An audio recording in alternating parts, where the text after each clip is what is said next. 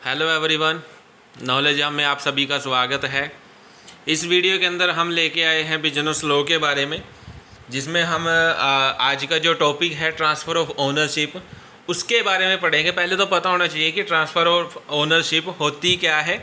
कि जब कोई क्रेता है वो क्या करता है, बायर है वो सेलर से कोई सामान खरीदता है और जो आपका सेलर है वो उस माल को उसके पास बेच देता है और एक कंसीडरेशन प्राप्त कर लेता है, एक विशेष फिक्स प्राइस जिसे हम कह देते हैं, वो उससे क्या कर लेता है, ले लेता है।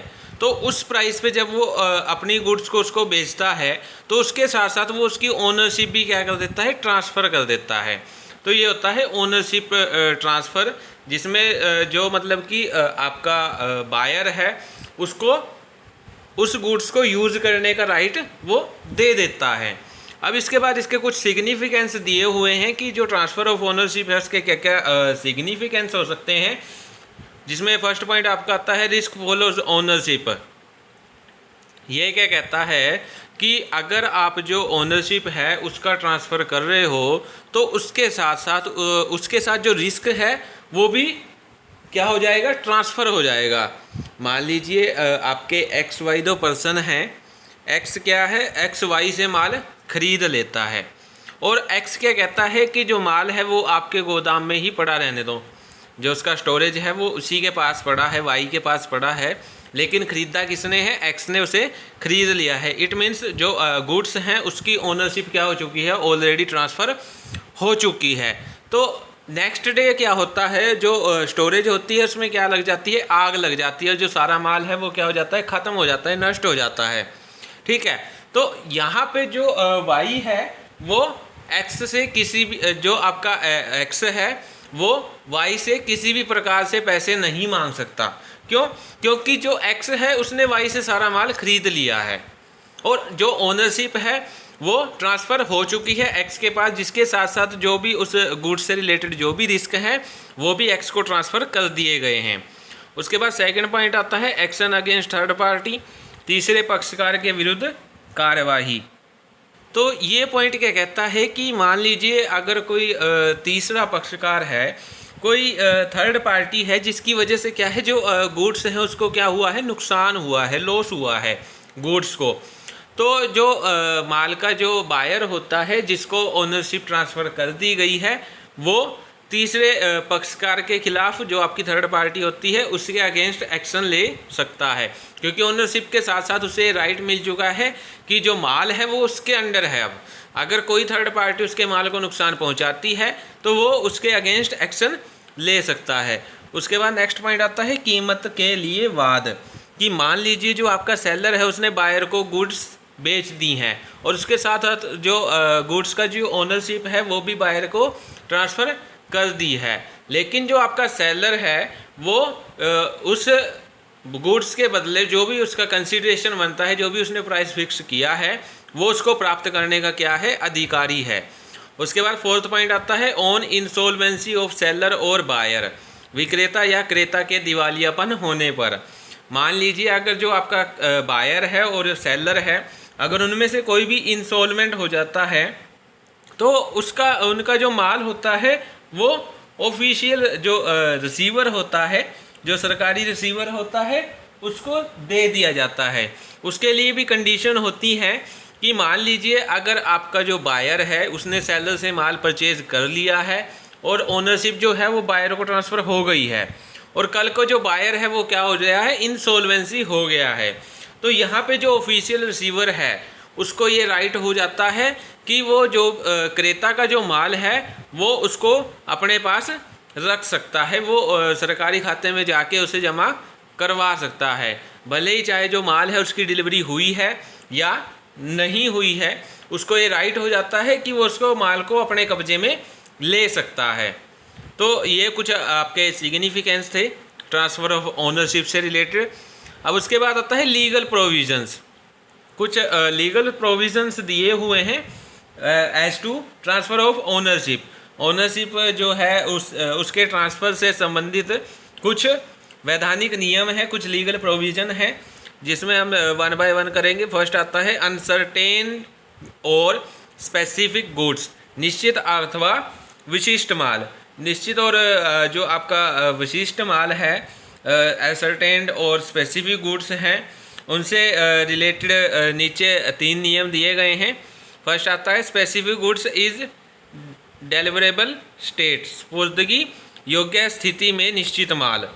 तो ये पॉइंट क्या कहता है कि मान लीजिए जो आपकी स्पेसिफिक गुड्स हैं वो डिलीवरेबल स्टेट में हैं, योग्य स्पुर्दगी योग्य स्थिति में हैं, तो उस केस में जो ओनरशिप है वो बायर के पास ही जाएगी। मान लीजिए आपका एक एक्स पर्सन है, वो क्या करता है, टीवी के शोरूम में जाता है और वो क्या करता है, वहाँ से एक टीवी परचेज कर लेता है। टीवी परचेज करने के बाद वो जो आपका बायर है और जो सेलर है, वो उनके बीच में एक और कॉन्ट्रैक्ट हो जाता है। जो बायर है वो सेलर को बोल देता है, जो एक्स है आपका, वो टीवी शोरूम के जो ओनर हैं उनको बोल देता है कि जो मैं डिलीवरी है वो 10 दिन बाद लूँगा। तो अभी जो आपका यहाँ पे माल है, जो गुड्स हैं, वो टीवी है और टीवी के उनसी स्टेट में है, डिलीवरेबल स्टेट में, कभी भी उसकी डिलीवरी की जा सकती है। ठीक है, तो डिलीवरी कभी भी की जा सकती है। तो उस केस में भी चाहे वो 10 दिन बाद डिलीवरी करवा रहा है, चाहे 5 दिन बाद डिलीवरी करवा रहा है, तो जो माल का जो ओनरशिप है, गुड्स के जो ओनरशिप है, वो बायर को ही हस्तांतरित की जाएगी। ठीक है, उसके बाद सेकंड पॉइंट आता है specific goods not in deliverable state, कि जो आपका निश्चित माल है वो सुपुर्दगी योग्य स्थिति में नहीं है, तो इस केस में ओनरशिप ट्रांसफ़र नहीं की जा सकती। लेकिन अगर जो आपका सेलर है वो क्या कर दे कि जो गुड्स हैं जो डिलीवरेबल स्टेट में नहीं है, उनको डिलीवरेबल स्टेट में ले आए, उनको सुपुर्दगी योग्य स्थिति में ले आए, तो उस केस में उस जो माल है, जो गुड्स हैं, उसकी ओनरशिप को ट्रांसफ़र किया जा सकता है। उसके बाद आता है when the seller has to do something for determining the price, जब क्रेता द्वारा मूल्य निर्धारण के लिए कुछ करना शेष हो। तो जो आपका गुड्स हैं वो डिलीवरेबल स्टेट में हैं, योग्य स्फूर्तिकी योग्य स्थिति में है, लेकिन उसको मापना, मेजरमेंट करना, उसको तोलना, उसका वेट करना, या कुछ और ऐसा जैसे लीटर्स में मापना या फिर किलोग्राम्स में मापना, कुछ ऐसा करना अभी बाकी है। तो उस केस में जब तक उसे तोला ना जाए, जब तक उसको मेजर ना कर लिया जाए, और जब तक उसकी जो इन्फॉर्मेशन है, जो सूचना है, वो बायर को ना दे दी जाए, तब तक उसकी ओनरशिप ट्रांसफ़र नहीं होती। तो जैसे हम एग्जांपल लेते हैं, XY 2 पर्सन हैं। X क्या है, Y को गेहूं बेचता है 700 रुपये प्रति क्विंटल से।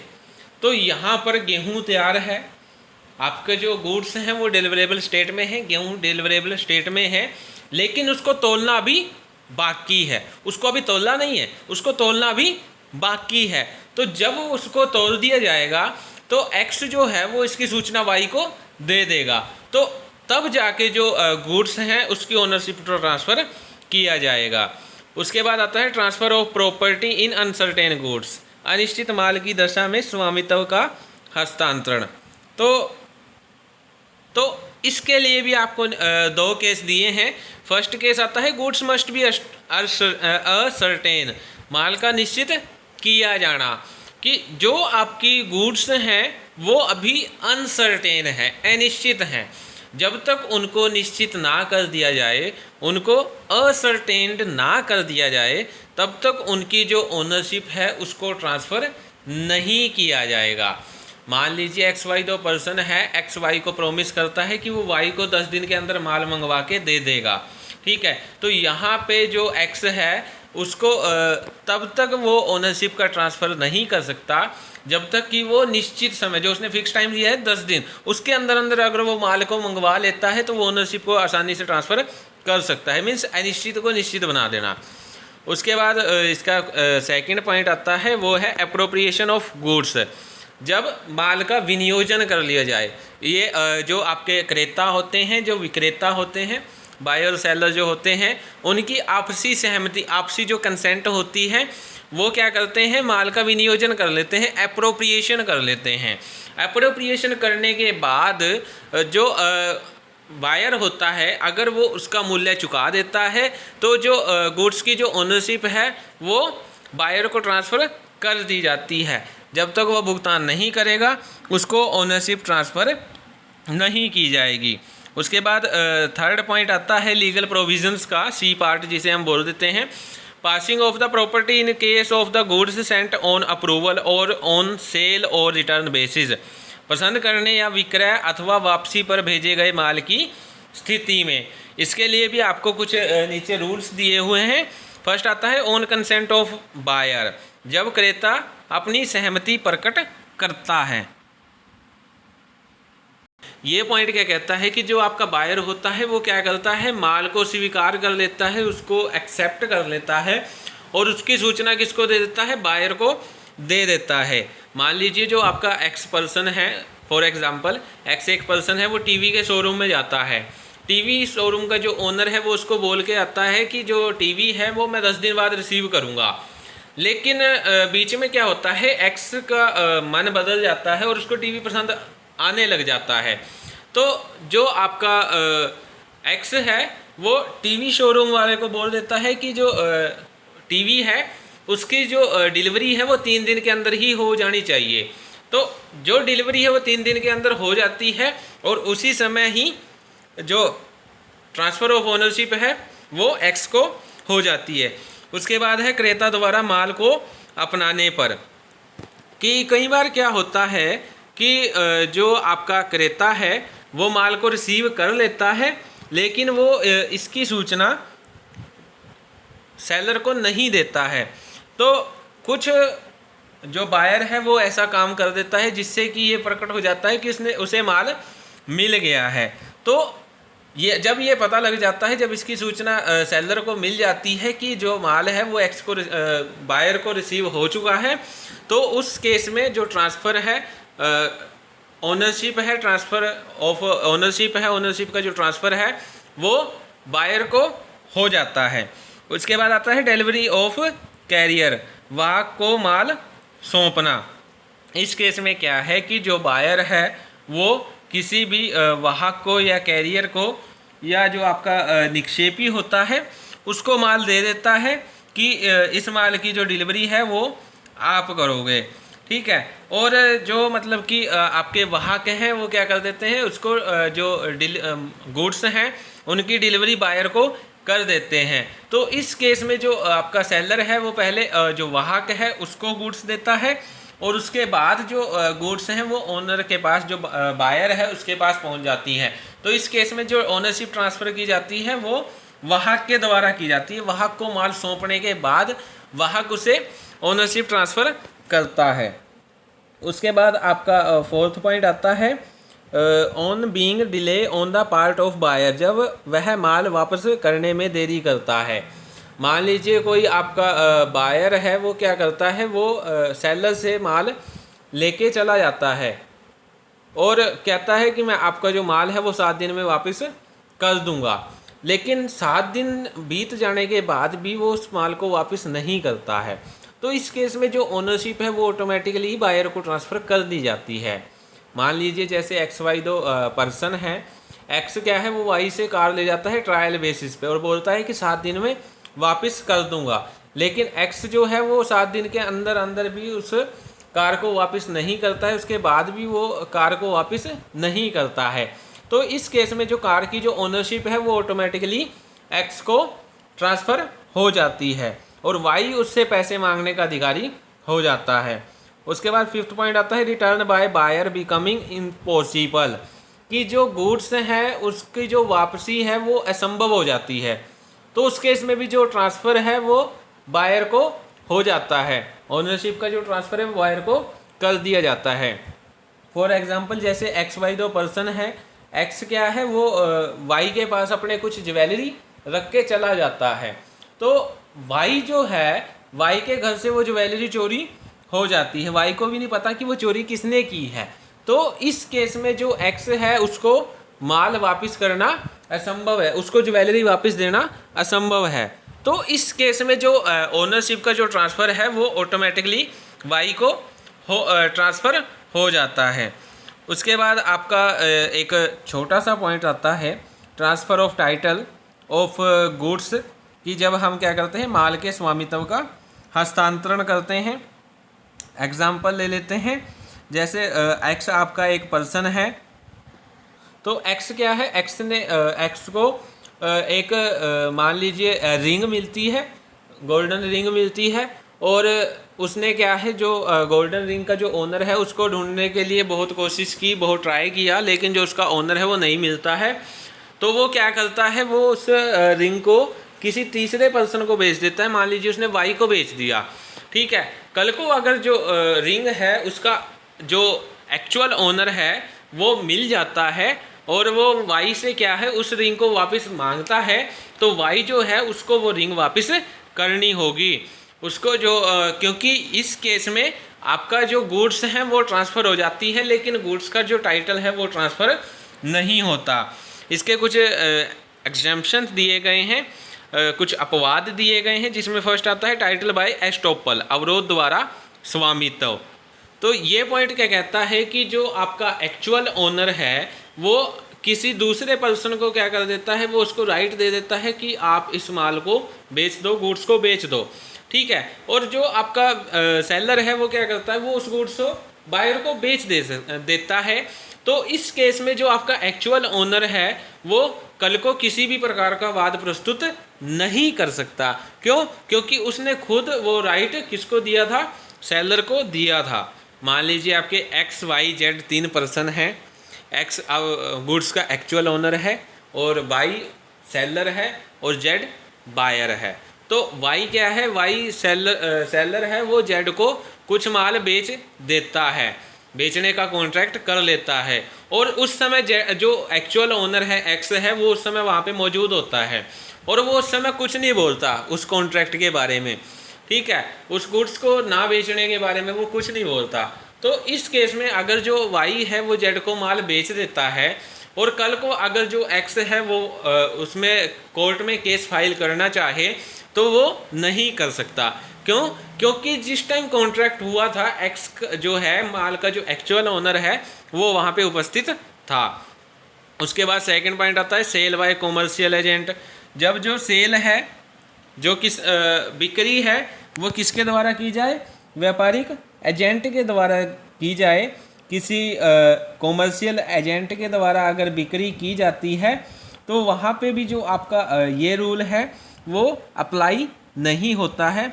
उसके बाद थर्ड पॉइंट आता है सेल बाय को ओनर, सह स्वामी द्वारा, कि जो गुड्स हैं मान लीजिए उसके कई स्वामी हैं, कई उसके ओनर हैं, 2 हैं 3 हैं, तो उनमें से अगर कोई एक ओनर भी क्या कर देता है, उस गुड्स को बेचने के लिए सहमति दे देता है, तो इस केस में जो मतलब कि दूसरा ओनर है वो वाद प्रस्तुत नहीं कर सकता।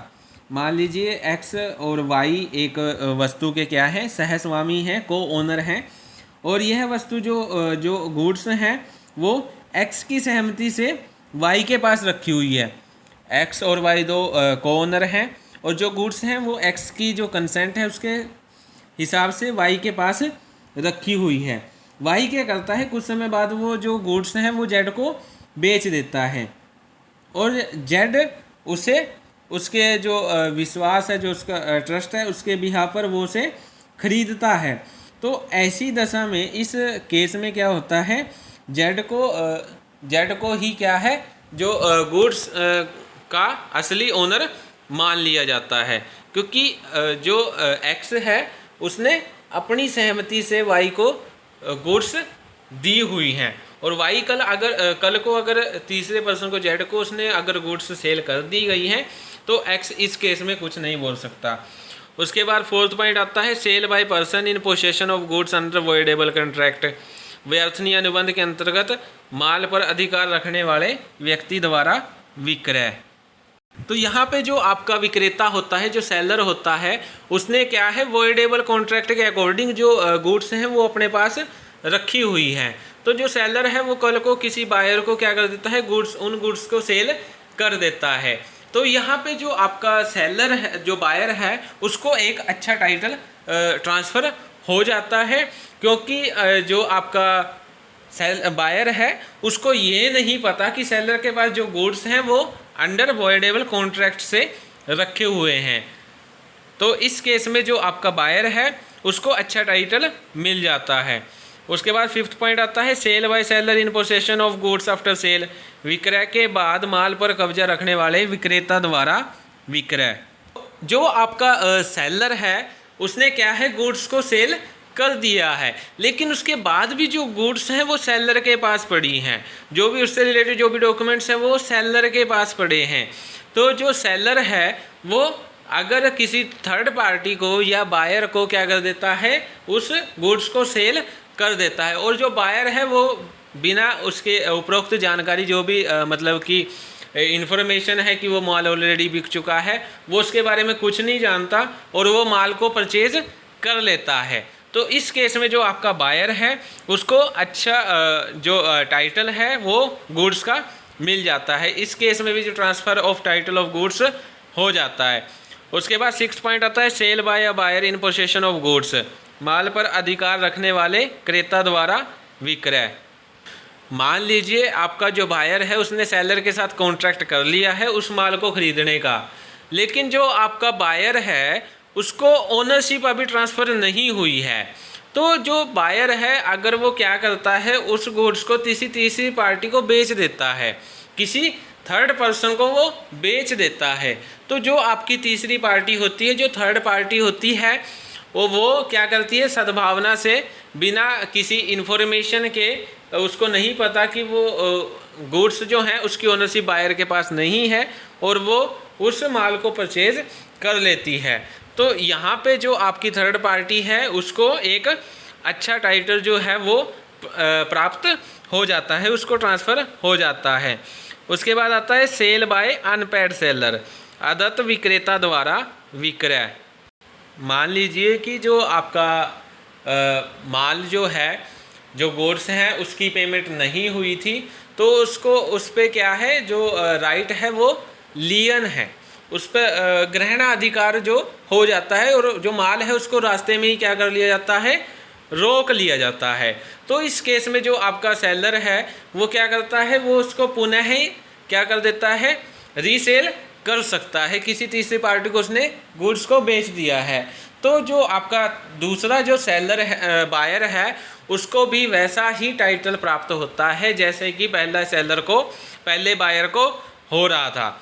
उसके बाद 8th पॉइंट आता है sale by finder of goods, कि मान लीजिए जो विक्रय है वो किसके द्वारा किया गया है, जिसने गुड्स को फाइंड किया है। और इसमें क्या होता है कि जो आपका फाइंडर ऑफ गुड्स हैं उसने जो माल का जो असली मालिक है उसको ढूंढने के लिए बहुत प्रयास किया है, लेकिन उसके बाद भी कुछ ऐसी कंडीशंस होती हैं, कुछ ऐसी सिचुएशन होती है जिसमें उसको क्या है, ये राइट मिल जाता है कि वो गुड्स को सेल कर देता है। और वो क्या कर देता है, उन गुड्स को सेल कर देता है जो उसे मिलती हैं। तो जो बायर होता है उसको उसका जो टाइटल है वो ट्रांसफ़र हो जाता है। उसके बाद आता है सेल बाय प्लेज, गिरवी ग्राही द्वारा विक्रय। तो यहाँ पे जो आपका गिरवी करता होता है, जो प्लेजर होता है, वो प्लेजी का जो लोन होता है वो उसको चुकाने में क्या हो जाता है, फेल हो जाता है, असमर्थ हो जाता है। तो यहाँ पे जो प्लेजी है वो अगर जो गुड्स हैं वो उसको बेचना चाहता है तो उसकी जो इन्फॉर्मेशन है वो सबसे पहले किसको देनी पड़ेगी, प्लेजर को देनी पड़ेगी, गिरवी करता को देनी पड़ेगी। लेकिन जो आपका प्लेजी है, जो गिरवी कराई है, वो बिना प्लेजर को इन्फॉर्म किए जो गुड्स हैं वो उसको सेल कर देता है। और बायर क्या है, बायर को इस बात की इन्फॉर्मेशन नहीं है और वो क्या कर लेता है, गुड्स को परचेज कर लेता है। तो इस केस में जो आपका बायर है उसको भी क्या है, अच्छा टाइटल प्राप्त हो जाता है। उसके बाद आता है सेल अंडर इंसॉल्वेंसी एक्ट, दिवालिया अधिनियम के अंतर्गत विक्रय। कि मान लीजिए कि ये जो एक्ट कहता है कि मान लीजिए जो आपका क्रेता है वो क्या हो गया है, दिवालिया हो गया है, और इस केस में जो गुड्स हैं वो किसके पास हैं, ऑफिशियल रिसीवर के पास हैं, जो सरकारी प्रापक है उसके पास आपका जो गुड्स हैं वो रखे हुए हैं। तो यहाँ पे क्या है कि जो आपका ऑफिशियल रिसीवर है वो क्या कर देता है, वो उस गुड्स को कहीं आगे क्या कर देता है, सेल कर देता है। तो इस केस में जो बायर होता है उसको भी क्या है, अच्छा टाइटल प्राप्त हो जाता है, transfer of title of goods हो जाता है। उसके बाद 11वां पॉइंट आता है सेल इन मार्केट ओवर, खुले बाजार में विक्रय। तो ये पॉइंट क्या कहता है कि मान लीजिए जो आपका बायर है वो क्या करता है, बिना उसको कोई इन्फॉर्मेशन मिले कि उसको कोई जानकारी नहीं है कि जो आपका विक्रेता है वो क्या है, एक तरह का वो आपका एक तरह का धोखेबाज है। उसने क्या किया है, कोई ऐसा मिस रिप्रेजेंटेशन दी है या किसी तरह की फ्रॉड की है, और फ्रॉड करने के बाद उसने माल को अपने कब्जे में लिया है और इसकी जानकारी बायर को नहीं है। बिना इसकी जानकारी के बायर जो है अगर वो ओपन मार्केट में क्या कर लेता है, गुड्स परचेज कर लेता है, तो यहाँ पे बायर को जो ट्रांसफ़र ऑफ गुड्स है, जो टाइटल है, टाइटल का जो टाइटल है जो गुड्स का, वो ट्रांसफ़र हो जाता है और एक अच्छा टाइटल उसको ट्रांसफ़र हो जाता है। तो आज की जो वीडियो थी इसके अंदर हमने आपका जो ट्रांसफ़र ऑफ ओनरशिप है वो पॉइंट किया, उसके कुछ सिग्निफिकेंस थे उसके बारे में हमने डिस्कस किया, उससे रिलेटेड कुछ लीगल प्रोविज़न थे उसके बारे में हमने डिस्कस किया, और लास्ट में हमने एक पॉइंट किया जिसमें थी जो आपका ट्रांसफ़र था वो किसका था, टाइटल था, टाइटल ऑफ गुड्स का ट्रांसफ़र था, जिसमें हमने उसके कुछ एग्जाम्पशंस पढ़े, कुछ उसके अपवाद थे, उसके बारे में हमने क्लियर किया। सो आज के लिए इतना ही। Thank you. Please like share and subscribe my YouTube channel.